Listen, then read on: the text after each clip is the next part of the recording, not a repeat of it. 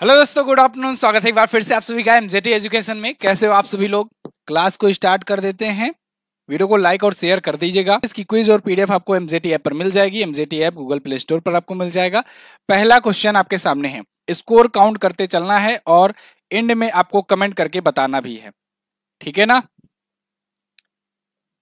चलिए, पहला क्वेश्चन, राष्ट्रपति द्रौपदी मुर्मू जी ने कितने लोगों को भारत रत्न पुरस्कार प्रदान किया है?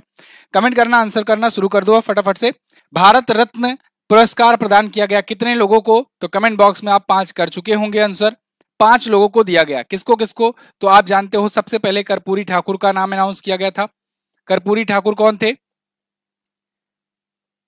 कर्पूरी ठाकुर कौन थे? ये बिहार के 2 बार के सीएम रह चुके थे, ठीक है ना? इसके बाद लाल कृष्ण आडवाणी जी का नाम आया। लाल कृष्ण आडवाणी जी का नाम आया, ठीक है। ये पूर्व गृह मंत्री रह चुके हैं, बीजेपी के अध्यक्ष रह चुके हैं। इसके अलावा फिर 3 और नाम आए सामने। कौन कौन? एक तो पीवी नरसिम्हा राव, पीवी नरसिम्हा राव जी का नाम आया, पूर्व प्रधानमंत्री रह चुके थे, ठीक है। इसके अलावा स्वामीनाथन जी का नाम आया, ठीक है ना? स्वामीनाथन जी को जानते हो,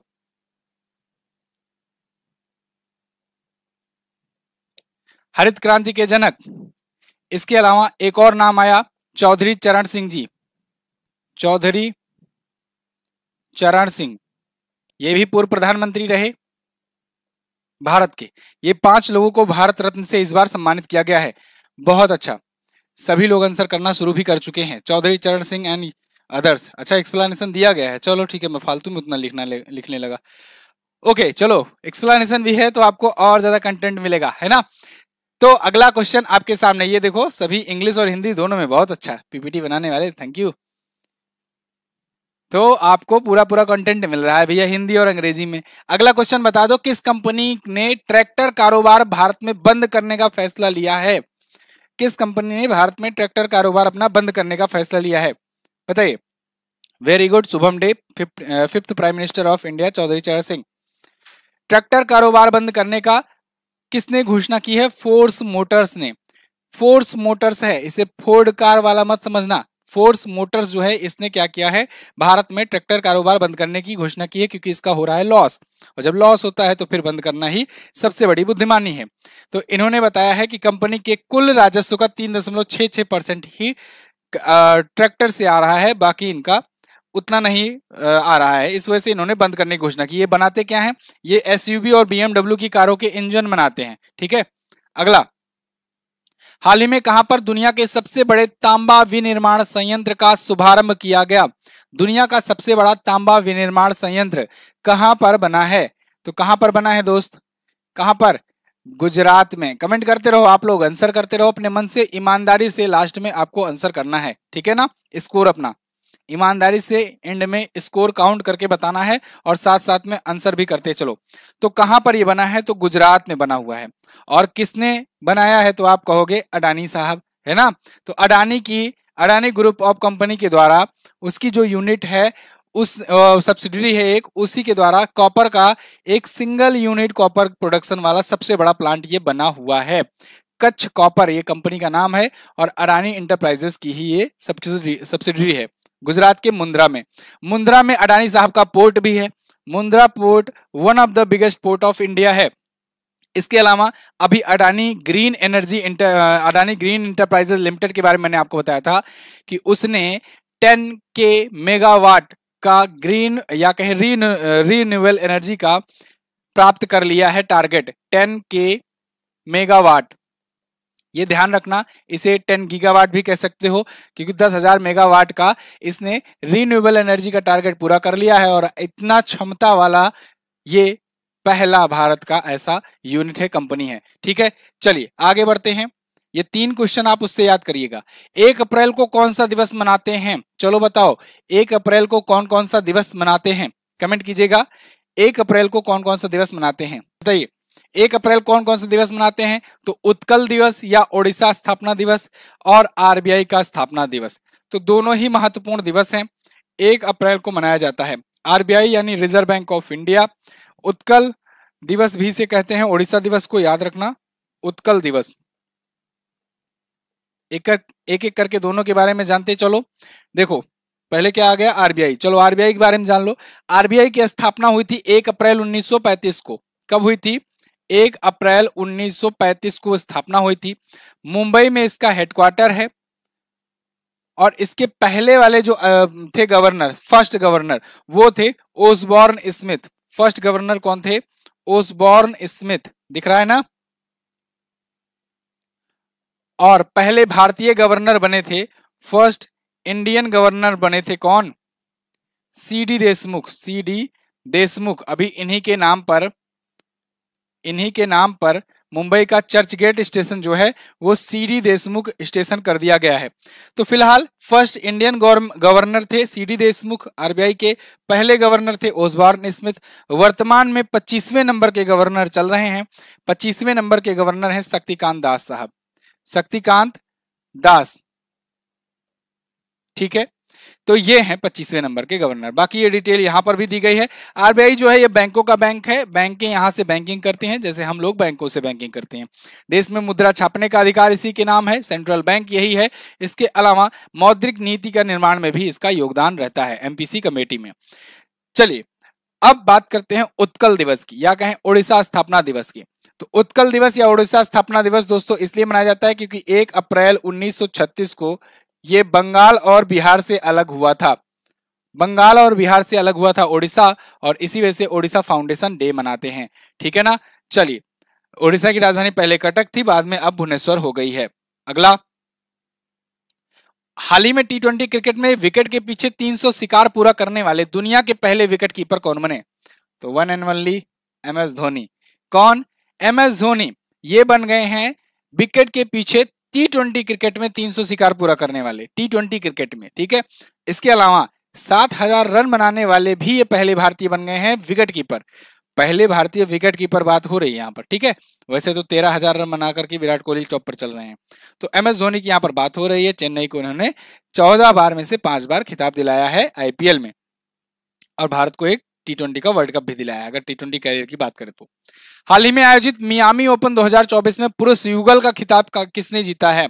मियामी ओपन में पुरुष युगल का खिताब, कमेंट करिए।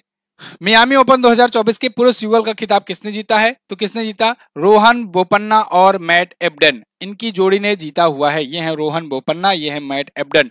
काफी बुजुर्ग हो चुके हैं लेकिन फिर भी जीतते जा रहे हैं। ऑस्ट्रेलिया के हैं मैट एबडन और रोहन बोपन्ना है भारत के। तो मियामी ओपन का पुरुष युगल का खिताब जीत लिया है, और अभी इस सीजन का इनका दूसरा खिताब है क्योंकि इससे पहले ऑस्ट्रेलियन ओपन जीते थे। अगला, हाल ही में भारत का पहला त्रिसेवा सामान्य रक्षा स्टेशन किसको बनाए जाने की घोषणा हुई है? त्रिसेवा सामान्य रक्षा स्टेशन, इसको अंग्रेजी में बात करें तो tri services Indian command centre है। ये डिफेंस कमांड सेंटर है। ये भारत में अगर पूछा जाए कहां पर पहली बार बनाया गया है, तब आप बताएंगे कि भारत में बनाया जा रहा है मुंबई में। और अगर भारत का पहला पूछा जाए, ध्यान रखिएगा यहां भारत में पहला, और अगर मैं बात करूं भारत का पहला, दोनों में अंतर है थोड़ा सा, है ना। किसका अंतर है? प्रीपोजिशन का। लेकिन प्रीपोजिशन ही पूरा वक्त बदल देता है, जज्बात बदल देता है। क्योंकि ये है अंडमान निकोबार में, अंडमान निकोबार में। अंडमान निकोबार जो है भारत का हिस्सा तो है लेकिन प्रायद्वीप भारत में नहीं है, इसलिए हम लोग कहते हैं कि भारत में अगर पूछा जाए तब आप मुंबई बताना। ये छोटी छोटी मगर मोटी बातें हैं, और यही वजह है कि आप गलत करके आते हैं, है ना। वाह, कविता बन गई। तो ये गलतियां ना करके आइएगा, छोटी छोटी मगर मोटी बातें ध्यान रख के जाइएगा। पहला वाला अंडमान निकोबार में बना था भारत का, लेकिन अभी पहली बार भारत में बनाया जा रहा है मुंबई में। ठीक है, अगला, तो ये त्रिसेवा कमांड सेंटर मतलब है क्या? त्रिसेवा कमांड सेंटर मतलब ये है तीनों सेनाओं को एक साथ सिंक्रोनाइज करके प्लानिंग करना हो, कोई अगर डिसीजन लेना हो तो उसके लिए एक कमांड सेंटर होगा। ठीक है, जैसे भारत में एक पद है सीडीएस का, ठीक है, चीफ ऑफ डिफेंस स्टाफ का, जिसके अंतर्गत तीनों सेनाएं आती हैं। हाल ही में सीताराम मीणा को कहां पर भारत का अगला राजदूत नियुक्त किया गया? सीताराम मीणा ये भारत के अगले राजदूत नियुक्त किए गए हैं। कहां पर नियुक्त किए गए हैं? कमेंट करिएगा कहां पर नियुक्त किए गए हैं। भाई लाइक वगैरह भी कर दिया करो। ये है सीताराम मीणा, और इनको कहां पर नियुक्त किया गया है? नाइजर में। कहां पर? नाइजर में नियुक्त किया गया है। विदेश मंत्रालय के वर्तमान निदेशक रहे हैं और ये अब वहां जाएंगे। 2011 में नई दिल्ली में अपना दूतावास नाइजर ने खोला और उसके बाद फिर दिल्ली ने 2009 में ही खोल दिया था यहाँ पर। अगला नाइजर अगर आप देखना चाहोगे तो नाइजीरिया के ऊपर है नाइजर। ये नाइजीरिया है, चैड है, माली है, अल्जीरिया, लीबिया, अफ्रीका देश है ये। किस थीम के साथ 2 अप्रैल को विश्व ऑटिज्म अवेयरनेस डे मनाया गया? थीम क्या थी? ये अच्छा क्वेश्चन है, इंपॉर्टेंट क्वेश्चन है, बताइएगा, आंसर करते रहो। तो एम्पावरिंग आर्टिस्टिक वॉइसेस, ये है इस बार की थीम। ऑटिज्म अवेयरनेस डे जो होता है, ऑटिज्म रोग के जो पीड़ित होते हैं नागरिक, उनके प्रति अवेयरनेस फैलाने के लिए दिवस मनाया जाता है 2008 से। एम्पावरिंग आर्टिस्टिक वॉइसेस, नीला रंग इनका एक डेडिकेटेड कलर होता है। हाल ही में किस राज्य के 15 उत्पादों को जीआई टैग दिया गया? देखो अभी वैसे तो दिया गया देश भर के 60 उत्पादों को, कुल दिया गया, कुल 60 उत्पादों को दिया गया जीआई टैग। लेकिन अगर उत्तर प्रदेश से स्पेशल पूछा जाए तो उत्तर प्रदेश से अभी 15 उत्पादों को अभी दिया गया। और उत्तर प्रदेश के टोटल कितने उत्पाद हो चुके हैं आज के टाइम पर जिसको जीआई टैग मिल चुका है? तो आप कहोगे कुल 69 उत्पाद हैं उत्तर प्रदेश के जिसको जीआई टैग मिला हुआ है। इन 69 उत्पाद के कारण ये सबसे ज्यादा सर्वाधिक सर्वाधिक सर्वाधिक जीआई टैग वाला राज्य बन गया है। सर्वाधिक जीआई टैग वाला राज्य बन गया है। जीआई टैग क्या है? Geographical indication tag. कुछ कुछ मैं डिटेल भी इसलिए बताते चल रहा हूं क्योंकि बहुत सारे महानुभाव हैं जो केवल वीकली ही देखते हैं, डेली करंट अफेयर नहीं देखते हैं। दिन भर में 20 मिनट का रील्स देख लेंगे लेकिन 20 मिनट की डेली करंट अफेयर नहीं देखेंगे वो, है ना। तो उनके लिए यहाँ पर थोड़ा थोड़ा डिटेल्स बता दी जा रही है। लेकिन मैं आपसे हमेशा की तरह फिर से कहूंगा कि देखो पूरा पिक्चर देखना है तो आप डेली करंट अफेयर देखो, ठीक है। आदत बनाओ डेली 20 मिनट की करंट अफेयर, 25 मिनट की जो आती है उसको देखने की, सुबह वाली, उसी में असली मलाई मिलेगी। यूपी में अब तक 69 जीआई टैग मिल चुके हैं, ठीक है जी। चलिए आगे, ये 15 उत्पाद हैं जिनको दिया गया है जीआई टैग हाल फिलहाल में, जिसमें बनारस की ठंडाई है, बनारसी तबला, बनारसी सहनाई, बनारस लाल भरवा मिर्च, चिरंगई करौंदा, बनारस लाल पेड़ा, बनारस भित्ति चित्र, जौनपुर इमरती, मथुरा झांसी शिल्प, बुंदेलखंड कटिया गेहूं, पीलीभीत बांसुरी, संभल अस्थि शिल्प, चित्रकूट लकड़ी शिल्प और खिलौने, मून शिल्प, रामपुर पेंचवर्क। ये 15 उत्पाद हैं जो जीआई टैग दिए गए अभी इस बार यूपी के। अगला क्वेश्चन आपके सामने, हाल ही में जारी एटीपी रैंकिंग में दुनिया के सबसे उम्रदराज नंबर 1 खिलाड़ी कौन बने? दुनिया के सबसे उम्रदराज, ठीक है। लोग कितना कितना क्या कुछ करते हैं लेकिन अपनी जवानी में उतना टॉप पर नहीं पहुंच पाते। ये भाई साहब पूरा पूरा जवानी नंबर 1 रैंकिंग पर गुजार दिया, इसके आसपास कोई नहीं है। 24 ग्रैंड स्लैम अकेले जीता है बंदा, 24 ग्रैंड स्लैम, ठीक है। ग्रैंड स्लैम टूर्नामेंट आप ऐसा ही जान लो कि भारत में सिंगल्स में नहीं आया अभी तक कोई भी। तो यहां पर देखो 24 ग्रैंड स्लैम जीता हुआ है, किसने जीता है? नोवाक जोकोविच। नोवाक जोकोविच कहां के हैं? सर्बिया के रहने वाले हैं और ये नंबर 1 रहने वाले सबसे उम्रदराज खिलाड़ी बन गए हैं। रोजर फेडरर का इन्होंने रिकॉर्ड तोड़ा हुआ है और ये सबसे ज्यादा समय तक, सबसे लंबे समय तक भी नंबर 1 पर रहने का रिकॉर्ड बनाए हैं। 419वां सप्ताह पूरा कर दिए हैं ये नंबर 1 रहते रहते, 419 सप्ताह से टॉप पर ये बने हुए हैं। चलिए अगला, हाल ही में सिग्मोत्सव 2024 का आयोजन कहां पर किया गया? सिग्मोत्सव बताइए, सिग्मोत्सव, घोड़े मोदनी, पर्पल फेस्टिवल, ये सब कहां मनाया जाता है? भाई इतने लोग देख रहे हो लाइक तो कर दो, जितने लोग देख रहे हो उतने लोग लाइक कर दो वीडियो को। चलिए पर्पल फेस्टिवल बताइए, घोड़े मोदनी बताइए और जाओ सो आओ सो जाओ ये वाला महोत्सव कहां पर मनाया जाता है बताइएगा। अभी बताया था कुछ दिन पहले आपको, ये सब मनाया जाता है गोवा में। कहां पर? गोवा में मनाया जाता है सिग्मोत्सव भी और ये भी। जाओ सो आओ सो जाओ वाला साओ जुआओ कहना, ठीक है ना, जाओ सो जाओ मत कहना। सेंट फ्रांसिस जेवियर का उत्सव, घोड़े मोदनी, सनबर्ग उत्सव, ठीक है, पर्पल फेस्टिवल, सिग्मो महोत्सव, ये सभी मनाए जाते हैं कहां पर? गोवा में। अगला, हाल ही में नवीनीकरण ऊर्जा श्रेणी में स्कॉच ईएसजी पुरस्कार किसने जीता है? स्कॉच श्रेणी पुरस्कार, नवीनीकरण ऊर्जा आ गया, रिन्यूएबल एनर्जी। अभी मैंने रिन्यूएबल एनर्जी से रिलेटेड एक फैक्ट बताया है ना। अडानी ग्रुप जो है, अडानी ग्रीन एनर्जी इंटरप्राइजेस जो है, ये बन गई है 10,000 मेगावाट नवीनीकरण ऊर्जा जनरेट करने वाली भारत की इकलौती और पहली कंपनी। लेकिन यहाँ पर नवीनीकरण ऊर्जा श्रेणी में स्कॉच ईएसजी पुरस्कार जीता है rural electrification corporation limited. Rural electrification corporation limited जो है इसका ये एक महारत्न कंपनी है, महारत्न कंपनी है, तो मतलब ये पब्लिक सेक्टर की अंडरटेकिंग है, भारत की सरकारी कंपनी है ये, तो महारत्न कंपनी है, इसने ये अवार्ड जीता हुआ है। और इसने इसने इससे पहले भी जीता था ना, इससे पहले नहीं जीता था, नहीं लिखा गया है, इससे पहले भी इसने जीता था और इस बार भी इसने ही जीता है स्कॉच ईएसजी पुरस्कार। ठीक है, स्थापना 1969 में हुई थी, सीएमडी है विवेक कुमार देवांगन। अगला, संयुक्त राष्ट्र आयोग में महिला अधिकार मंच का नेतृत्व करने के लिए किस देश का चयन किया गया? मैंने बिल्ली वाला आपको बताया था ना स्टोरी, बिल्ली वाली स्टोरी। देखो अब जो लोग डेली करंट अफेयर देखे होंगे मन से ध्यान से, उनको जितनी भी रिलेटेड करके मैंने जानकारियां बताई हुई है सब रिकॉल हो रही होगी दिमाग में। बिल्ली वाला बताया था ना मैंने कि दूध की रखवाली करने के लिए बिल्ली को ही रख दिया गया। तो यहाँ पर महिला अधिकार मंच का नेतृत्व कौन कर रहा है? इसका नेतृत्व किसको दे दिया गया है? सऊदी अरेबिया को। किसको? सऊदी अरब को। सऊदी अरब को। इसको लेकर के खूब विरोध हो रहा है कि भैया सऊदी अरब में तो महिलाओं की स्थिति वैसे ही नहीं सही है और उन्हीं को महिला अधिकार मंच का नेतृत्व करने के लिए दे दिए कि महिलाओं के लिए क्या क्या अधिकार होने चाहिए, ये उनसे आप पूछ रहे हो जहां पर खुद ही अधिकार नहीं है ना। तो इसीलिए विरोध हुआ था। एमनेस्टी, देखो कहानी जानने का यही एक फायदा है, करंट अफेयर अगर पढ़ना है तो उसको न्यूज की तरीके से लो, कहानी की तरीके से लो, रट्टा मारोगे अगर तो फिर नहीं होगा कुछ। ठीक है, ये नहीं मुझे याद करोगे तो कहाँ याद होगा, याद नहीं करना है कुछ। दोस्ती 16 अभ्यास का आयोजन कहां पर किया गया?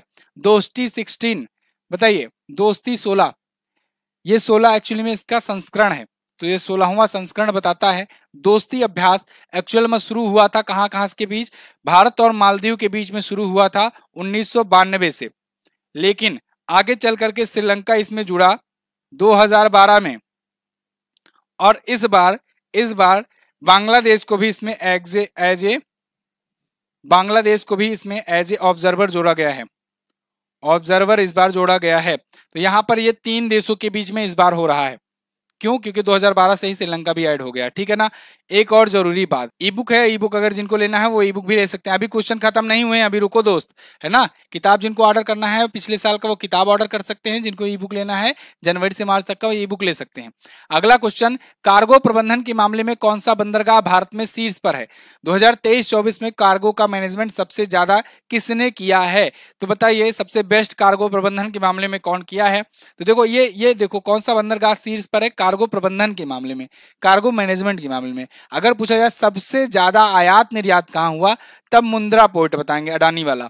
लेकिन सबसे बढ़िया प्रबंधन मैनेजमेंट कहां हुआ, तो पारादीप पोर्ट बताएंगे। पारादीप पोर्ट है कहां पर, तो आप बताओगे उड़ीसा में है। कहां पर? उड़ीसा में। मुंद्रा पोर्ट कहां पर है? गुजरात में है। ठीक है, ये सब पूछे जाते हैं। पोर्ट मतलब बंदरगाह, ठीक है ना, बंदरगाह जहां पर जहाजें आती हैं, माल लेकर के उतारती हैं और लेकर जाती हैं। तो यहां पर 10.02 मिलियन मीट्रिक अधिक कार्गो का प्रबंधन इसने किया हुआ है। अगला, विश्व बैंक ने वित्तीय वर्ष 2024-25 के लिए भारत की जीडीपी ग्रोथ रेट का अनुमान कितना बताया है? जीडीपी ग्रोथ रेट विश्व बैंक के द्वारा बताया गया। बताओ अनुमान जल्दी से, फटाफट से कमेंट करके बताओ, और साथ ही साथ आंसर करो वर्ल्ड बैंक, वर्ल्ड बैंक के बारे में आंसर करो, वर्ल्ड बैंक के बारे में आंसर करो। चलो, अध्यक्ष बता दो, स्थापना बता दो और मुख्यालय बता दो। कमेंट करते रहिए सभी लोग। 6 दशमलव कितना? 6.6%, 6.4% पहले था और 6.6% बढ़ा करके ये कर दिए हैं अनुमान। वर्ल्ड बैंक की स्थापना 1944 में हुई थी, 1944 में हुई थी, और वाशिंगटन डीसी में इसका हेडक्वार्टर है, और इसके अध्यक्ष हैं अजय बंगा, भारत के हैं, है ना। सारी डिटेल्स आपको यहाँ पर दी भी गई हुई है। अगला, हाल ही में कांगो की पहली महिला प्रधानमंत्री कौन बनाई गई? कांगो की पहली महिला प्रधानमंत्री, first lady prime minister of Congo गणराज्य। ठीक है, कांगो ये डेमोक्रेटिक रिपब्लिक ऑफ कांगो वाला है, डीआरसी वाला कांगो, डीआरसी। 2 कांगो है ना, एक कांगो गणराज्य, एक कांगो लोकतांत्रिक गणराज्य। तो बताइए कांगो लोकतांत्रिक गणराज्य जो है, इसकी पहली महिला प्रधानमंत्री कौन बन गई हैं? ये बन गई हैं जुडीथ सुमिनवा तुलुका। कौन बन गई हैं? जुडीथ सुमिनवा तुलुका। चलिए, ये हैं first lady prime minister of Congo. राजधानी किसानसा होती है इसकी। राष्ट्रपति हैं यहाँ के फेलिक्स त्स्केदी, मुद्रा कांगोलियन फ्रैंक। अगला, अब्देल फतेह अल सीसी को मिस्र का राष्ट्रपति बनाया गया, यह उनका कौन सा कार्यकाल है? इससे पहले आप ये बता दो मुझे कि अब्दुल फतेह अल सीसी किस वर्ष के गणतंत्र दिवस समारोह में एज ए चीफ गेस्ट आए थे भारत में। ऑप्शंस आपके सामने हैं, 2021, 2022, 2023 या 2024, या इनमें से कोई नहीं, नॉन ऑफ द एबव। किस वर्ष भारत के ये चीफ गेस्ट बनकर के आए थे 26 जनवरी को गणतंत्र दिवस समारोह में, ये भी बताना। इनका ये तीसरा कार्यकाल शुरू हुआ है, कमेंट करके बताइए कब आए थे। 2023, 2023 बहुत अच्छा, वेरी गुड। 2023 में ये आए थे। 2024 में आए थे इमैनुअल मैक्रोन यानी फ्रांस के राष्ट्रपति। अब्दुल फतेह अल सीसी हैं, ये मिस्र के, इजिप्ट के राष्ट्रपति हैं। तीसरी बार ये शपथ लिए हैं। कायरो इसकी राजधानी होती है, काहिरा जिसे कहते हैं। मुद्रा मिस्रियन इजिप्टियन पाउंड होती है। अगला, अंतरराष्ट्रीय खनन जागरूकता दिवस कब मनाते हैं? खनन जागरूकता दिवस, mine awareness day, international mine awareness day, बताइएगा कब मनाया गया? 4 अप्रैल को मनाया जाता है इंटरनेशनल माइन अवेयरनेस डे, खादानों की जागरूकता दिवस। खादानों से क्या क्या निकलते हैं, खादानों की उपयोगिता क्या है, युद्ध विस्फोटक का यूज कैसे किया जाता है, बारूदी सुरंगों का क्या निर्माण, मतलब ये इससे रिलेटेड चीजों को अवेयर करने के लिए। थीम क्या है? प्रोटेक्टिंग लाइव्स बिल्डिंग पीस, ये है इस बार की थीम, पिछली बार की थीम ये थी। अगला, राष्ट्रपति द्रौपदी मुर्मू जी ने कैंसर के लिए भारत की पहली घरेलू gene therapy CAR T cell therapy कहां पर लॉन्च किया? वेरी गुड, बहुत इंपॉर्टेंट क्वेश्चन है ये, बहुत इंपॉर्टेंट क्वेश्चन है, आंसर करो। कार्टी सेल थेरेपी, दुनिया में पहला होगा देश भारत जिसने ये थेरेपी शुरू की है कैंसर के उपचार के लिए। एक बार वीडियो को लाइक कर दो, सभी लोग लाइक कर दो फटाफट से, जितने भी लोग देख रहे हो वीडियो को एक बार लाइक कर दो। तो कार्टी सेल थेरेपी जो है आईआईटी बॉम्बे में लॉन्च किया गया है। आईआईटी बॉम्बे पर एक रिपोर्ट अभी आई थी, उसको मैंने आपको एक वीडियो बना करके दी है, आप लोग जरूर देखिएगा उसे। फिलहाल ये कार्टी सेल थेरेपी जो होगी ये कैंसर के उपचार के लिए होगी, और आईआईटी बॉम्बे और जो टाटा मेमोरियल हॉस्पिटल, जिसे टाटा कैंसर हॉस्पिटल कहते हैं हम लोग आम बोलचाल भाषा में, तो उसके द्वारा मिलकर के ये बनाया गया है, तैयार किया गया है। अगला, फोर्ब्स द्वारा जारी बिलियनियर्स की लिस्ट में 2024 में शीर्ष पर कौन है? फोर्ब्स बिलियनियर लिस्ट में टॉप पर कौन है? भाई बहुत सारे लोग हैं जो लाइक नहीं किए हैं, लाइक कर दो वीडियो। अरबपतियों की सूची में टॉप पर कौन है? तो आप बताओगे बर्नार्ड अर्नॉल्ट आ गए हैं। फोर्ब्स की जो अभी लिस्ट आई है इसमें बर्नार्ड अर्नॉल्ट टॉप पर है, ये है बर्नार्ड अर्नॉल्ट, ठीक है ना। तो आप यहाँ पर लिस्ट देखोगे, टॉप पर इनकी संपत्ति 233 बिलियन डॉलर है। सेकंड पर एलन भैया है 195 बिलियन डॉलर के साथ। तीसरे पर हैं कौन? जेफ बेजोस, ये तकलू अमेजन वाले, 194 बिलियन डॉलर के साथ। चौथे पर जकरबर्ग भैया हैं, और ये हैं किसने 177 बिलियन डॉलर के साथ। और अपने मोटा भाई अंबानी किस पर है? 9वें स्थान पर हैं, इनकी संपत्ति है 116 बिलियन डॉलर। और गौतम अडानी है 84 बिलियन डॉलर के साथ 17वें नंबर पर, है ना। चलिए अगला, अच्छा मुकेश अंबानी जो है ये एशिया में टॉप पर हैं। अगला, हाल ही में किस देश के कृत्रिम सूर्य के स्टार ने 100 मिलियन डिग्री सेल्सियस का तापमान प्राप्त किया, और न सिर्फ प्राप्त किया बल्कि 48 सेकंड तक इसे मेंटेन भी किया है? ये है दक्षिण कोरिया का। साउथ कोरिया ने आर्टिफिशियल सन बनाया हुआ है, ठीक है ना, आर्टिफिशियल सन, सूरज वाला सन। के स्टार जो है इसका नाम है, और 100 मिलियन डिग्री सेल्सियस का इसने टेम्परेचर प्राप्त किया हुआ है।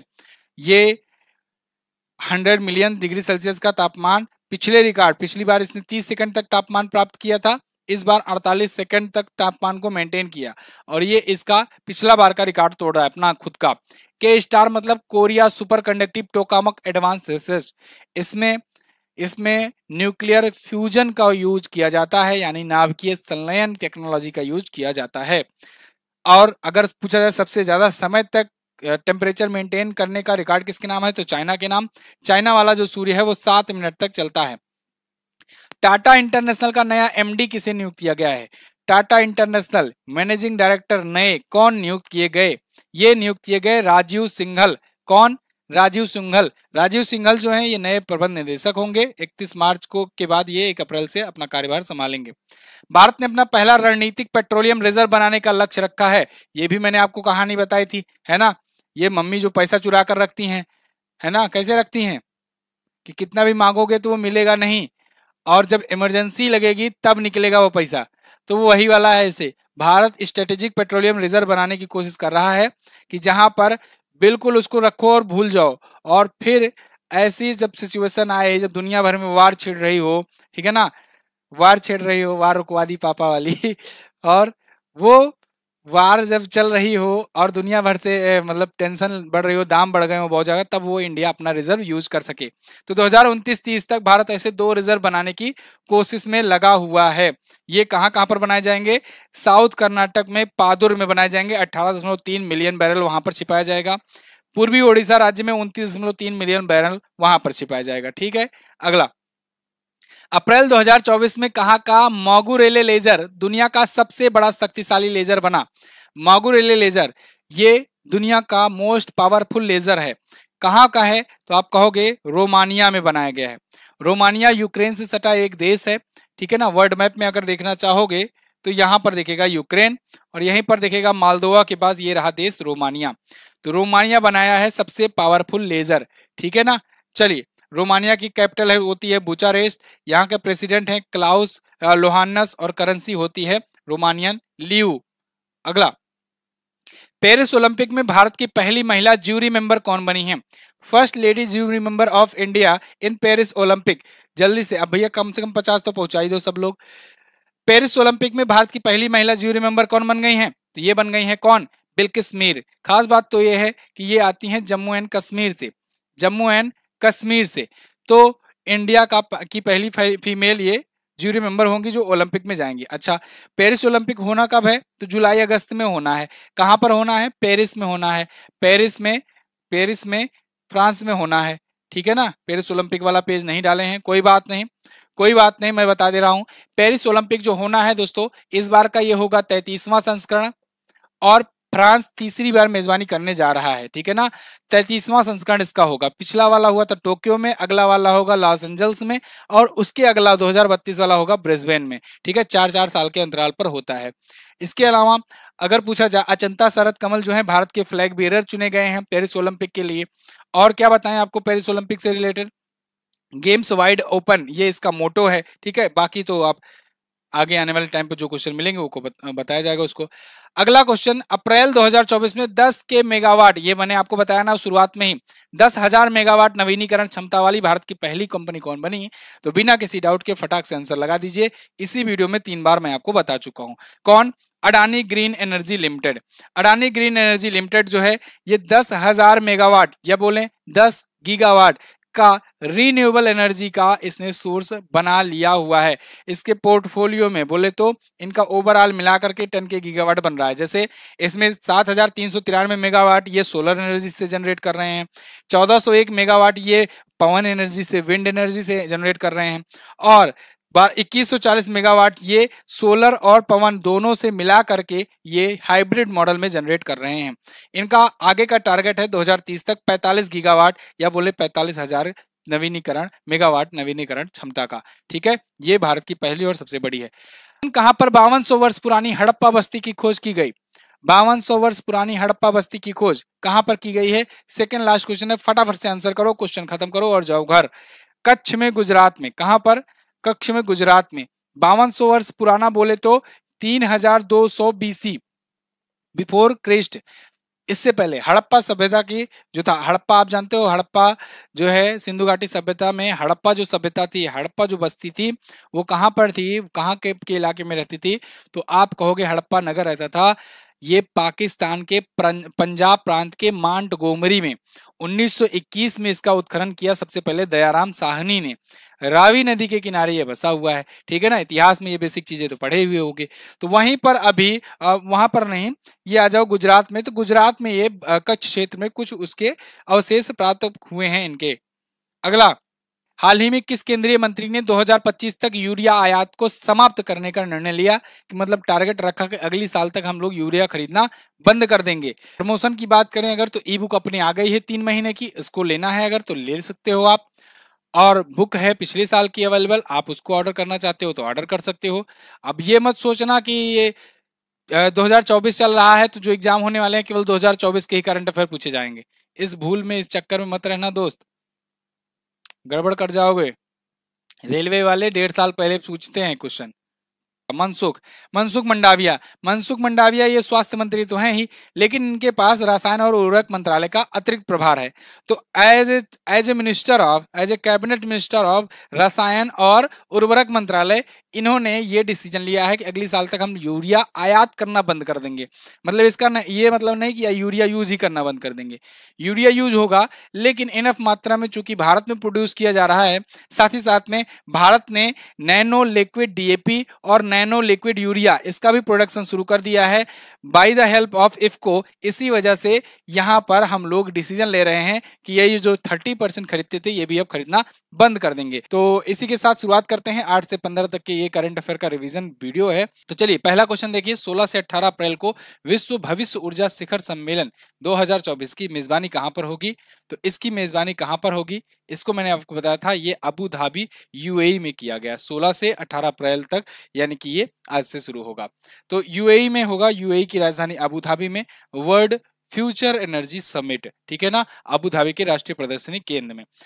ये मसदर के द्वारा आयोजित किया जा रहा है। मसदर एक कंपनी है यूएई की, उसका लक्ष्य है 2030 तक ये 100 गीगावाट की नवीनीकरण ऊर्जा पोर्टफोलियो हासिल कर ले। 100 गीगावाट बोले तो या 1 लाख मेगावाट तक का, ठीक है, ये अपने पोर्टफोलियो में 2030 तक का टारगेट रखा हुआ है रिन्यूएबल एनर्जी की। पिछले दिनों में मैंने कई बार रिन्यूएबल एनर्जी के बारे में बात करी हुई है। आगे बढ़ते हैं। लद्दाख के किस क्षेत्र में सार्वजनिक शांति बनाए रखने के लिए धारा 144 लागू की गई?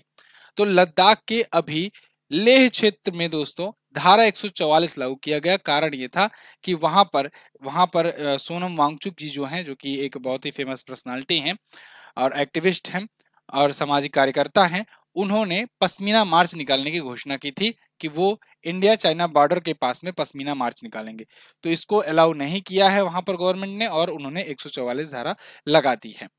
अगला क्वेश्चन है, भारत ने कब तक परमाणु ऊर्जा क्षमता को 1 लाख मेगावाट तक बढ़ाने का लक्ष्य रखा? भारत ने 1 लाख मेगावाट या कहें कि 100 गीगावाट तक परमाणु ऊर्जा क्षमता को बढ़ाने का लक्ष्य रखा है। तो भारत ने लक्ष्य रखा है 2047 तक, यानी इंडिया जो चाहता है वो चाहता है कि जब भारत विकसित भारत हो जाए तब तक 2047 तक भारत के पास जो न्यूक्लियर एनर्जी है कैपेबिलिटी, वो 1 लाख मेगावाट या कहें 100 गीगावाट तक पहुंच जाए।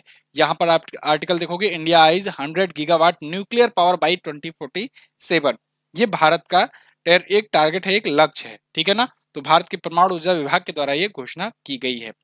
अगला, हाल ही में पीटर पेलेग्रीनी ने कहां के राष्ट्रपति का चुनाव जीता? तो पीटर पेलेग्रीनी जो है ये स्लोवाकिया के राष्ट्रपति का चुनाव जीत लिए हैं। स्लोवाकिया एक देश है दोस्तों, ये यूक्रेन के पड़ोस में ही स्थित एक देश है, उसके प्रेसिडेंट ये बन गए हैं, ठीक है ना, स्लोवाकिया के राष्ट्रपति पीटर पेलेग्रीनी। स्लोवाकिया की राजधानी ब्रातिस्लावा होती है, मुद्रा इसकी यूरो होती है। आगे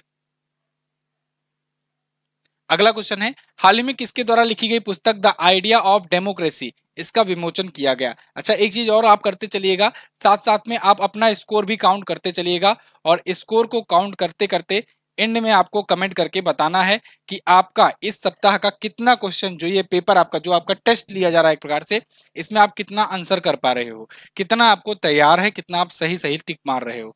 तो आप स्कोर काउंट करके एंड में जरूर कमेंट करके मुझे बताना। तो आइडिया ऑफ डेमोक्रेसी पुस्तक, इसको किसने लिखा हुआ है? इस पुस्तक को लिखा है दोस्तों किसने? सैम पित्रोदा ने। किसने? सैम पित्रोदा की ये पुस्तक है idea of democracy. Sam Pitroda एक बहुत ही जाने माने दोस्तों व्यक्ति हैं। ये भारत और संयुक्त राज्य अमेरिका जैसे देशों के लोकतंत्र की वर्तमान स्थिति के बारे में इसमें बताया गया है। ये भारत में दूरसंचार आयोग के संस्थापक जाने जाते हैं इसके रूप में, और पहले अध्यक्ष के रूप में जाने जाते हैं।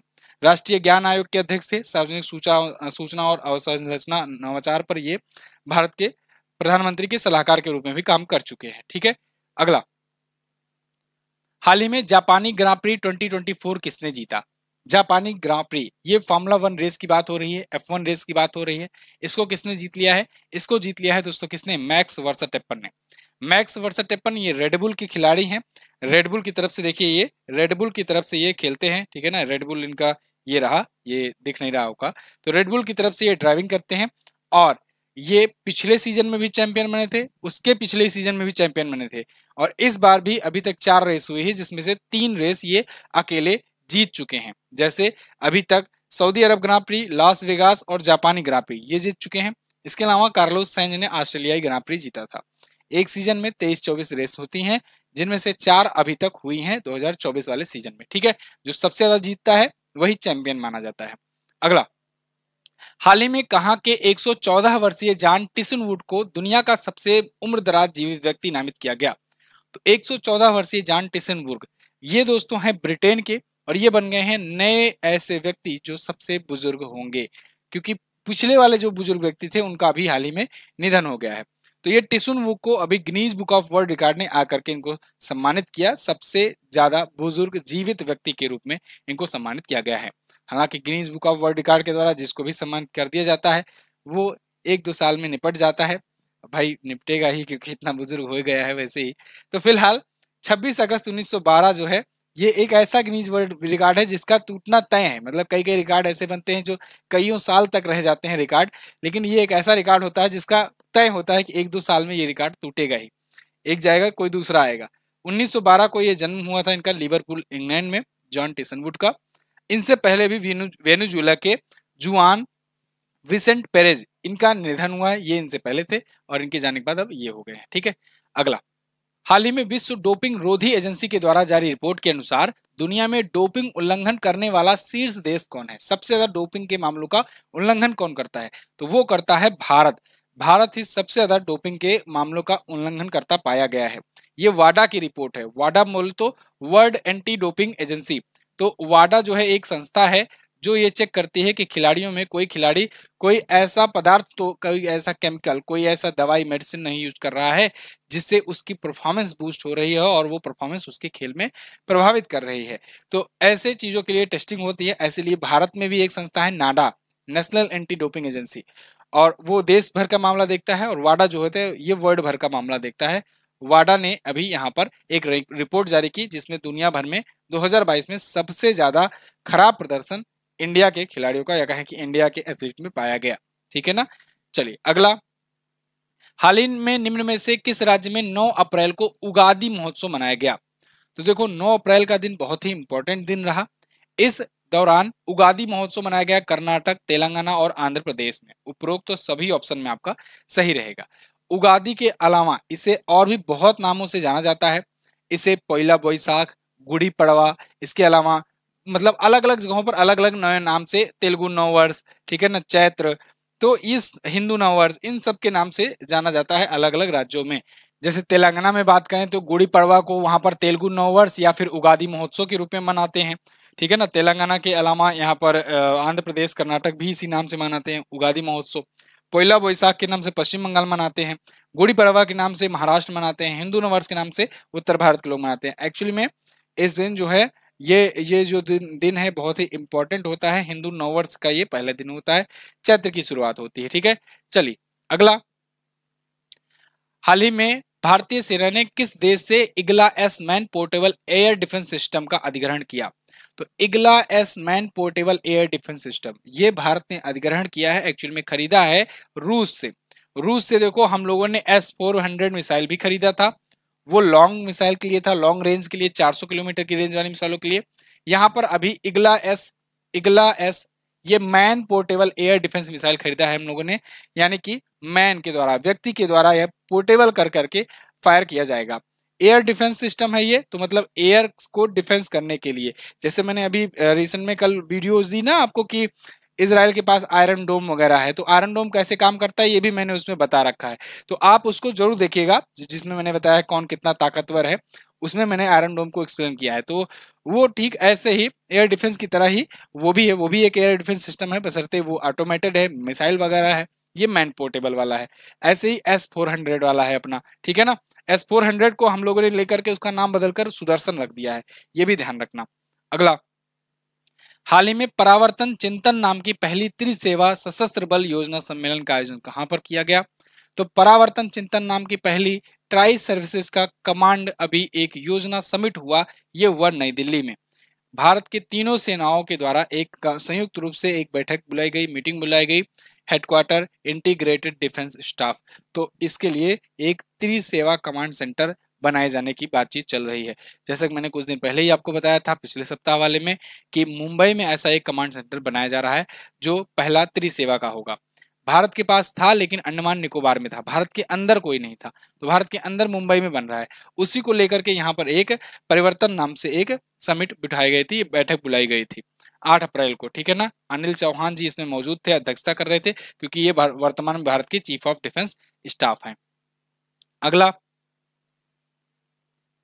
हाल ही में कौन से ब्रिटिश व्यक्ति अफ्रीका महाद्वीप की लंबाई तक दौड़ने वाले पहले व्यक्ति बन गए? तो ये ब्रिटिश व्यक्ति हैं, अफ्रीका महाद्वीप की पूरी पूरी लंबाई तक दौड़ने का ये जिम्मेदारी उठाए हुए हैं। रस कुक इनका नाम है।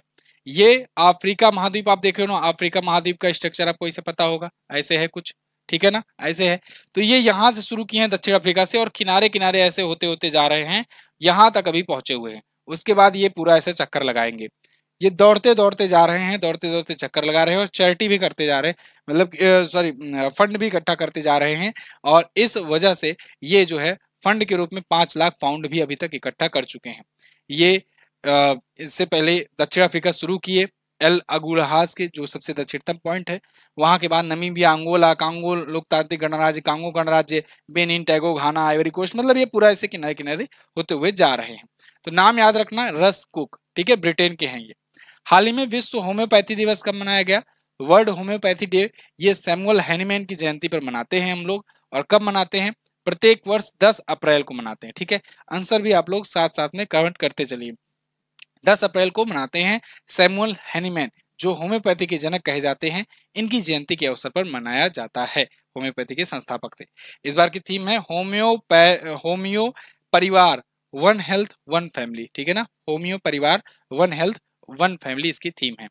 अगला, हाल ही में मिली जानकारी के अनुसार जल जीवन मिशन की सफलता में कौन सा जिला शीर्ष पर है? तो जल जीवन मिशन की सफलता पर लेकर के एक रिपोर्ट पब्लिश की गई देश भर के जिलों को लेकर के। इसमें देश भर के 299 जिले जो हैं इस रैंकिंग में इंक्लूड किए गए, यानी कि यहाँ पर सर्वे किया गया, और इसमें पाया गया कि जल जीवन मिशन की सफलता में टॉप पर है कौन? नीलगिरी। नीलगिरी दोस्तों ये तमिलनाडु का जिला है। कहाँ का जिला है? तमिलनाडु राज्य का जिला है, भारत के सबसे दक्षिणतम राज्य का जिला है, और उस जिले को टॉप पर यहाँ पर रखा गया इस रैंकिंग में। सेकंड पर महोबा है, उत्तर प्रदेश का जिला है। थर्ड पर यहाँ कुड्डालोर है, ये भी तमिलनाडु का है। फोर्थ पर है मेरठ, और मेरठ चौथे स्थान पर है उत्तर प्रदेश का। फिर पांचवा भी उत्तर प्रदेश का ललितपुर है। तो ये 5 टॉप 5 जिले हैं 299 जिलों में, ठीक है जी। अगला क्वेश्चन है, हाल ही में किस राज्य के गुज कोस्ट को इसरो के स्टार्ट कार्यक्रम के लिए नोडल केंद्र चुना गया? तो गुज कोस्ट दोस्तों ये है गुजरात में, और गुजरात में स्थित गुज कोस्ट को इसरो ने अपना स्टार्ट प्रोग्राम के लिए एक नोडल केंद्र, एक समझ लो कि एक हेडक्वार्टर टाइप का यहाँ पर बनाया हुआ है, ठीक है ना। ये इसरो का स्टार्ट कार्यक्रम क्या है, इसके बारे में कई बार मैं जिक्र कर चुका हूँ।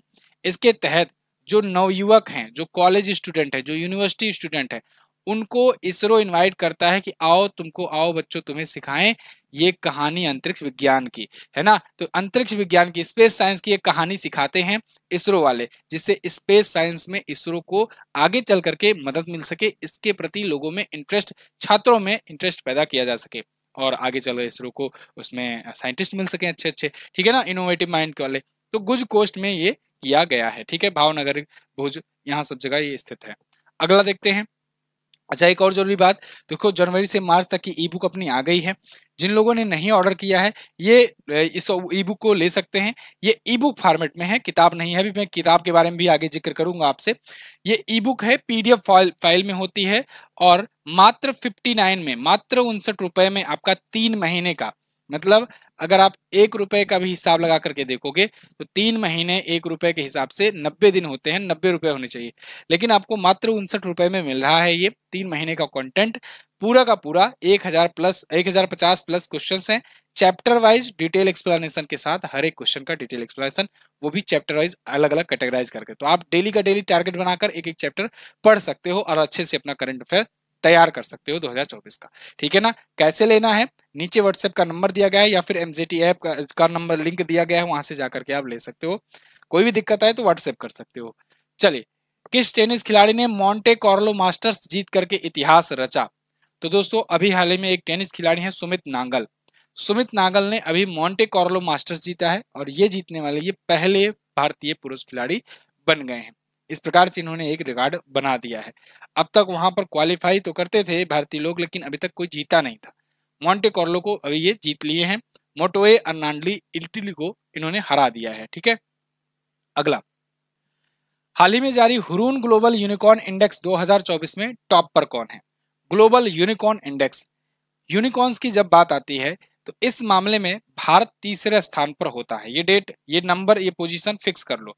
भारत तीसरे स्थान पर है, चाइना यहाँ पर सेकंड होता है और अमेरिका यहाँ पर फर्स्ट होता है। ये मैं क्यों बोल रहा हूँ कि होता है, क्यों ये नहीं बोल रहा हूँ कि है? कारण ये है कि इन तीनों में अंतर बहुत ज्यादा है। जैसे अमेरिका की बात करें तो ये 700 के करीब स्टार्टअप्स यहाँ पर है जो यूनिकॉर्न हो चुके हैं। पहले तो यूनिकॉर्न समझ लो। यूनिकॉर्न्स मतलब कि ऐसे इमेजिनरी के रूप में यूनिकॉर्न का अगर आप शाब्दिक अर्थ ढूंढोगे तो वो होता है एक सिंग वाला घोड़ा, लेकिन बिजनेस के सेंस में, कंपनियों के सेंस में इसे ये कहा जाता है यूनिकॉर्न्स मतलब ऐसा स्टार्टअप जिसकी मार्केट वैल्यूएशन $1 बिलियन के ऊपर हो गई हो। तो $1 बिलियन वाले ऐसे स्टार्टअप को यूनिकॉर्न्स की लिस्ट में रखा जाता है। भारत में ऐसे इस बार के लिए 67 यूनिकॉर्न्स बचे हैं। पिछली बार 68 थे, इस बार भारत में ड्रॉप देखने को मिला है। देखिए, इंडिया यूनिकॉर्न काउंट ड्रॉप्स इस बार इसलिए देखने को मिला है क्योंकि एक कम हो गया है, 68 से 67 हम लोग आ गए हैं, क्योंकि बायजूस जो है ये खत्म हो चुका है। तो बायजूस जो है इसके हटने की वजह से, क्योंकि ये भी यूनिकॉर्न था, तो एक अपनी संख्या में कमी आई है। लेकिन संयुक्त राज्य अमेरिका में 703 यूनिकॉर्न है, चाइना 340 है, भारत 67 है। देखो, इनमें गैप इतना है कि इनको एक दूसरे को पिछाड़ने में बहुत टाइम लगेगा, इसलिए मैं कह रहा हूं कि ये रैंकिंग में हमेशा ऐसे ही रहते हैं टॉप 3 वाले। ठीक है ना, आगे हुरून ने ये रिपोर्ट जारी की है। हाल ही में इसरो के किस मिशन को अंतरिक्ष अन्वेषण के लिए जॉन एल जैक स्विगर्ट जूनियर पुरस्कार जीता? तो इसरो के अभी हाल ही में चंद्रयान 3 मिशन को एक और पुरस्कार मिल गया है। अगर आपको याद हो, कुछ दिन पहले ही इसे एक पुरस्कार मिला था, अभी एक और अवार्ड मिल गया है। कौन सा? जॉन एल जैक स्विगर्ट जूनियर पुरस्कार। ये एक अमेरिकी साइंटिस्ट की याद में ये पुरस्कार दिया जाता है और इसको स्पेस में अगर कोई स्पेस एजेंसी कोई अभूतपूर्व कार्य की होती है तो उसको सम्मानित किया जाता है। तो यहाँ पर चंद्रयान 3 लॉन्च करके इसरो ने ऐसा काम किया था, क्योंकि दुनिया भर को चौंका दिया कि मात्र 615 करोड़ रुपए में, जितने में एक मूवी रिलीज होती है उसका कॉस्ट आता है, उतने में इसरो ने एक बाकायदे अपना मिशन लॉन्च किया चंद्रयान पर, वो भी चंद्रमा के दक्षिणी ध्रुव पर उतारा और वहां से एक रोवर भी उतारा, रोवर भी वहां पर चलाया दौड़ाया। तो अपना प्रज्ञान रोवर चला था और विक्रम लैंडर उतरा था, लैंड किया था। ये भी ध्यान रखना, लैंडर और रोवर का नाम पूछा जाता है। ठीक है, तो इसरो को ये सम्मानित किया गया है। वैसे अगर आपको बताएं चंद्रयान 3 के बारे में, तो ये 14 जुलाई को लॉन्च किया गया था। LV-M3M4 इसके रॉकेट का नाम है, कई बार आपको बता चुका हूं, फिर भी आपको अगर नहीं याद हो तो फिर भाई दिक्कत वाली बात है, क्योंकि आपको जो है फिर ट्रीटमेंट की जरूरत है। बहुत बार इसको बता चुका हूँ, इसको याद होना चाहिए क्योंकि ये पूछा जाएगा। अगर नहीं याद है फिर गड़बड़ है बात। अगला है, हाल ही में राष्ट्रीय महिला हॉकी टीम का कोच किसे नियुक्त किया गया? तो राष्ट्रीय महिला हॉकी टीम के नए कोच नियुक्त किए गए हैं दोस्तों, हरेंद्र सिंह। कौन? हरेंद्र सिंह नियुक्त किए गए हैं राष्ट्रीय महिला हॉकी टीम के नए कोच। हरेंद्र सिंह ये भारतीय पुरुष टीम के भी रह चुके हैं कोच, ये काफी सीनियर कोच रह चुके हैं, इनको द्रोणाचार्य पुरस्कार भी मिल चुका है। हालांकि इनके कोचिंग पर एक बार कंट्रोवर्सी भी उठी थी, लेकिन फिलहाल के लिए ये फिर से नियुक्त कर दिए गए हैं महिला कोच महिला हॉकी टीम के, और ये 2028 वाले लॉस एंजल्स ओलंपिक तक ये नियुक्त रहेंगे कोच। ठीक है ना, भारतीय महिला सीनियर महिला हॉकी टीम के लिए। ओके, चलिए, तो हालैंड के जेनेक सोपमैन की जगह ये लेंगे जो इससे पहले थे। अगला, लक्षद्वीप में शाखा खोलने वाला पहला निजी बैंक कौन बना? लक्षद्वीप अपना यूनियन टेरिटरी है एक, वहां पर अपनी ब्रांच खोलने वाला पहला प्राइवेट बैंक बन गया है साथियों, HDFC बैंक। HDFC बैंक वैसे अगर देखा जाए तो भारत का सबसे बड़ा प्राइवेट बैंक है।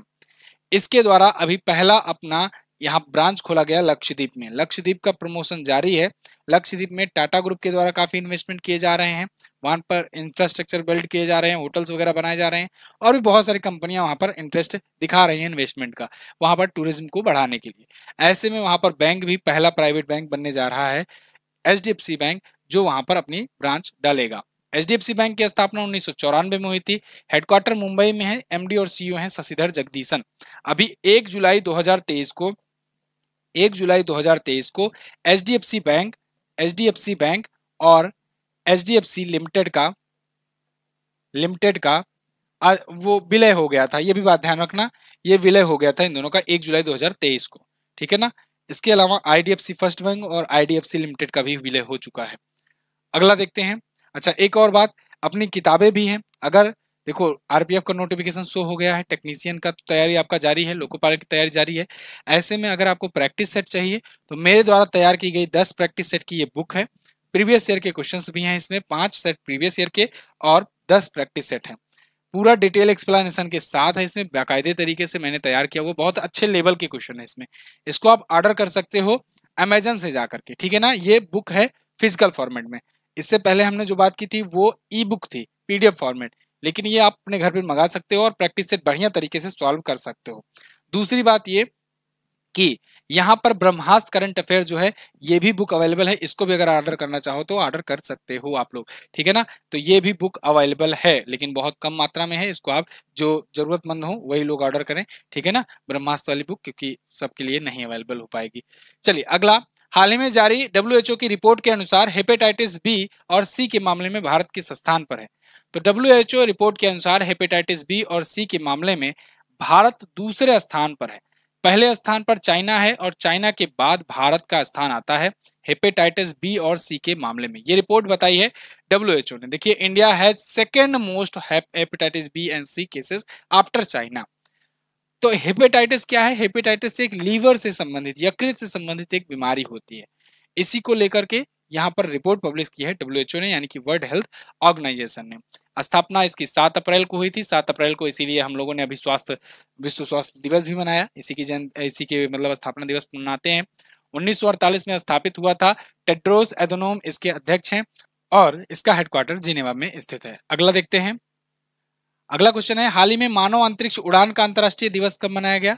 तो मानव अंतरिक्ष का उड़ान का अंतर्राष्ट्रीय दिवस 12 अप्रैल को मनाया गया। अगर आपको ये क्वेश्चंस इजी लग रहे हैं तो इसका मतलब ये नहीं है कि हाँ क्वेश्चन इजी लिए गए हैं, इसका मतलब ये है कि आपका प्रॉपर तरीके से तैयारी चल रही है, आप अच्छे से तैयार किए हुए हो, ये सब क्वेश्चंस आपको याद हो गए हैं, ठीक है ना। अगर आपको ये क्वेश्चन इजी लग रहे हैं सभी तो, क्योंकि कोई भी अननोन पर्सन आकर के बैठ जाएगा, वो अगर सॉल्व करेगा तो फिर उसके लिए काफी टफ होंगे। अननोन पर्सन का मतलब ये नहीं कि अपने पापा को बिठा दो, अननोन पर्सन मतलब कोई जो और कहीं पढ़ता हो या फिर कोई अदर चीज जो करता हो, तैयारी करता हो, उसको ला के बिठाओगे, वो अगर जब बैठेगा सॉल्व करने उसके लिए टफ दिखेंगी चीजें, ठीक है ना। तो यहाँ पर आपको सब याद है, इसलिए आप यहाँ पर सारा आंसर कर ले जा रहे हो। फिलहाल यहाँ पर हम लोग international day of human space flight की बात करते हैं, तो इसमें, और अगर आपका नहीं है सही हो रहा है तो इसका मतलब आपको अभी तैयारी की जरूरत है। इसका इसलिए हम लोग 12 अप्रैल को मनाते हैं क्योंकि 12 अप्रैल 1961 को दोस्तों यूरी गागरिन पहले व्यक्ति बने थे जो अंतरिक्ष में गए हुए थे, और पृथ्वी की परिक्रमा भी एक प्रकार से इन्होंने करी थी। और संयुक्त महासभा ने 2011 से ये दिवस मनाने की घोषित कर दिया, ठीक है। अगला, भारत से ईवी निर्यात करने वाली पहली बहुराष्ट्रीय कंपनी कौन बनी है। भारत से इलेक्ट्रिक व्हीकल निर्यात करने वाली, भारत में बना करके भारत बाहर निर्यात करने वाली विदेशी कंपनी बन गई है कौन? ये बन गई है सिट्रोएन। सिट्रोएन कंपनी दोस्तों ये फ्रांस की कंपनी है और इलेक्ट्रिक व्हीकल्स बनाती है। इसने मेड इन इंडिया के तहत आकर के भारत में फैक्ट्री बनाई और भारत में इसने इलेक्ट्रिक व्हीकल्स बनाए, और ऐसे 500 यूनिट कारों को इसने इंडोनेशिया में जाकर के बेचा। तो ये एक बहुत बड़ी न्यूज बनी, और इसी को लेकर के भारत के द्वारा इनवाइट किया जा रहा है बाकी कंपनियों को भी, भैया कि अगर आपको इलेक्ट्रिक व्हीकल्स बेचना है भारत में, भारत के मार्केट में या भारत के मार्केट से विदेशों में, तो आप आओ, अपना प्लांट यहाँ पर स्टेब्लिश करो। इसी को लेकर के भी न्यू इलेक्ट्रिक व्हीकल पॉलिसी आई थी भारत सरकार की, ये बात ध्यान रखना, इंपॉर्टेंट है, पूछा जा सकता है आपसे, ठीक है ना। चलिए, इस पर मैं वैसे आपको वीडियो दे चुका हूं जिसमें मैंने टेस्ला की बात की थी कि टेस्ला के सीईओ भी आने ही वाले हैं इसी चक्कर में। तो ये सिट्रोएन नाम की कंपनी जो है ये फ्रांस की, ये बात ध्यान रखना, और इंडोनेशिया में ये सेल की गई है। अगला, हाल ही में किस देश ने पहली बार सी डोम डिफेंस सिस्टम तैनात किया। सी डोम, आयरन डोम, इन सब पर तो मैंने पूरा पूरा कल आपको वीडियो दी और आपने वो वीडियोज बहुत सारे लोगों ने पसंद भी काफी ज्यादा की, ठीक है ना। 1-2 वीडियो तो लाख में भी पहुंच चुकी है, तो मात्र एक ही दिन में। तो आप लोग जो है ये जाकर के उसमें देखिएगा तो उसमें बेहतरीन तरीके से समझ में आएगा जो ट्रेंडिंग टॉपिक मैं आपको देता हूँ, ठीक है। तो दिन भर में चैनल पर जाकर के देखा करो कि कौन कौन से टॉपिक्स आए हैं। वैसे आप सब्सक्राइब करके बेल आइकन को प्रेस कर लोगे तो और अच्छे से दिखेगा। फिलहाल सी डोम का डिफेंस सिस्टम का इसका परीक्षण किया है इजराइल ने। मैंने आपको बताया था जब भी इजराइल की बात आए तो या तो डोम याद रखना या तो आपको आयरन याद रखना है, ठीक है ना। एक तो आयरन डोम इनका एक खुद का डिफेंस हो गया, आयरन से एक आयरन उठा लो, आयरन बीम इनका याद कर लो, ठीक है, और डोम से फिर डोम उठा लो और सी डोम याद रख लो, ठीक है। तो ये सी डोम, आयरन डोम और आयरन बीम, ये इनके इक्विपमेंट है, डिफेंस इक्विपमेंट है, जो क्या करते हैं, एयर डिफेंस करते हैं। वैसे अभी एक और चर्चे में आया है एरो एरो डिफेंस सिस्टम, इनका बैलिस्टिक मिसाइल के लिए है, ये भी मैंने कल की वीडियो में डिस्कस किया हुआ है उसमें। और इसी ने ईरान के बहुत सारे मिसाइल को, जो बैलिस्टिक मिसाइल थी, उनको हवा में ही मार गिराया। तो ये बहुत ज्यादा चर्चे में आया है।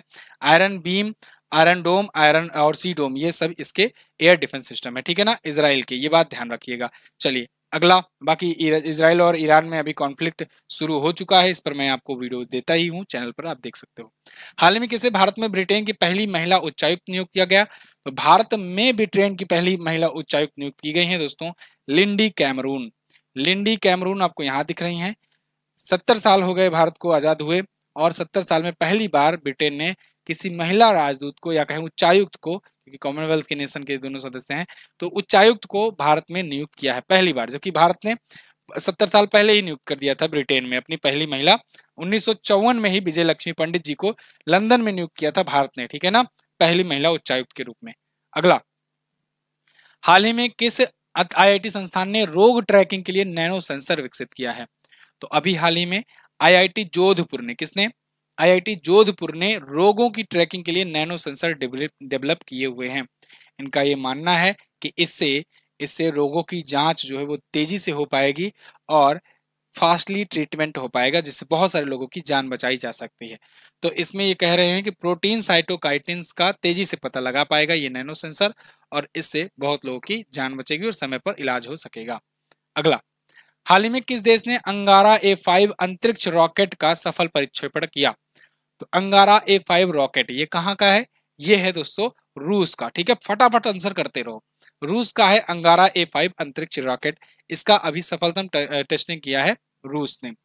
2 दिन इसको टाला टेस्टिंग, और तीसरे दिन जाकर के ये टेस्टिंग हुआ, ठीक है ना, आफ्टर 2 अबॉर्टेड मिशन ये लॉन्च किया गया 11 अप्रैल को।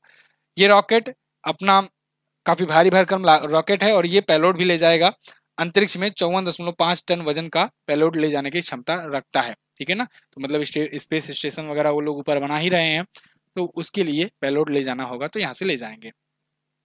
हाल ही में मेरी जानकारी के अनुसार पर्यटक के रूप में अंतरिक्ष की यात्रा करने वाले पहले भारतीय कौन बने हैं?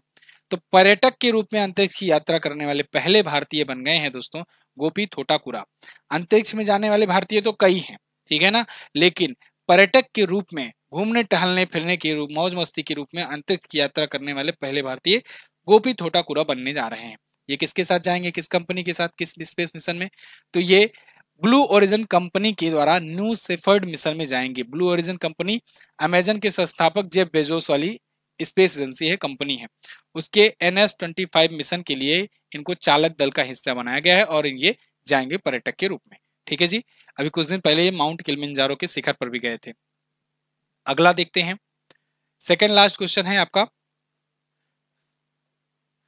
इसरो प्रमुख एस सोमनाथ ने किस वर्ष के लिए चंद्रयान 4 मिशन की घोषणा की?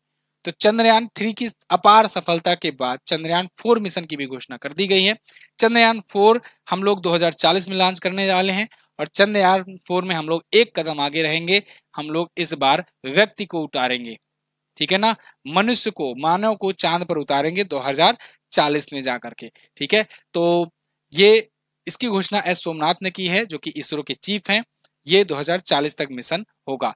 पिछला जो चंद्रयान 3 मिशन था उसमें हम लोगों ने बहुत सारी सफलताएं हासिल की, 2 अवार्ड भी पाए, जैसे एविएशन वीक लॉरेट्स अवार्ड मिला और जॉन एल जैक स्विगर जूनियर पुरस्कार मिला।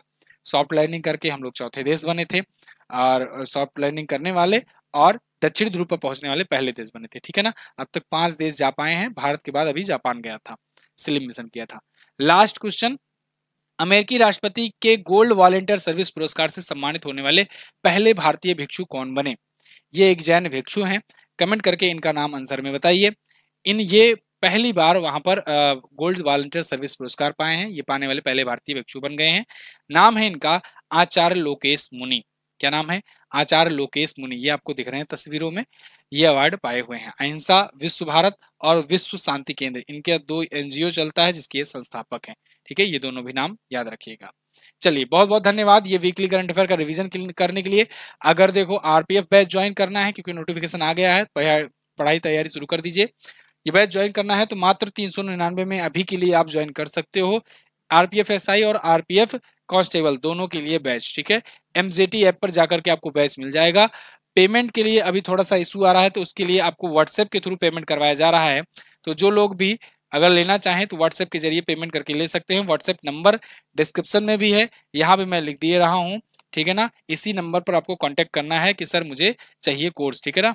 93 94 67। अच्छा, आप जाकर के डेमो देख लीजिएगा एमजेटी ऐप पर, तब कोर्स लेने की सोचिएगा। डेमो देखने से आपको भी आश्वासन हो जाएगा, पसंद आएगा हमारा पढ़ाने का तरीका, हमारा कंटेंट, हमारा जो मटेरियल देता हूँ, तब आप लीजिएगा कोर्स, ठीक है। तो आप डेमो भी देख लीजिए। चलिए, तो ये जो है आपको व्हाट्सएप नंबर पर व्हाट्सएप करके पेमेंट करना है, और आप वो बाकी चीज़ें बताई जाएंगी। एमजेटी ऐप का लिंक डिस्क्रिप्शन में है, और आप गूगल पे स्टोर पे भी ढूंढ सकते हैं। बहुत बहुत धन्यवाद, मिलेंगे अगली क्लास में, तब तक के लिए नमस्कार, जय हिंद, वंदे मातरम।